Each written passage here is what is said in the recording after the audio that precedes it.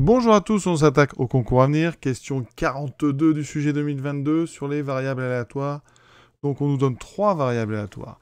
Ici, donc grand X, qui est une variable aléatoire qui suit un binomial de paramètres n égale 10, p égale 0, 25. Ensuite, on nous donne Y, qui suit la loi donc de paramètres 12 et 0, 5. C'est une loi binomiale aussi. Et Z, qui est une combinaison des deux, 4x moins Y. Alors les propriétés ici. Déjà, on doit calculer l'espérance de Z. L'espérance de Z, c'est donc l'espérance de 4x moins Y. Il faut savoir que l'espérance, c'est linéaire. Autrement dit, l'espérance d'une somme, c'est toujours la somme des espérances, quelles que soient les variables aléatoires. Et ensuite, si vous prenez un nombre A réel, eh bien l'espérance de A fois X, c'est toujours A fois l'espérance de X. Et donc, on peut résumer ça avec une propriété plus générale. Si on met quel que soit A et B réel, eh bien l'espérance de la combinaison AX plus BY, c'est A fois l'espérance de X plus B fois l'espérance de Y.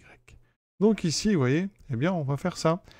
On a une soustraction, on peut en fait, si vous voulez, séparer d'abord. On aurait ceci.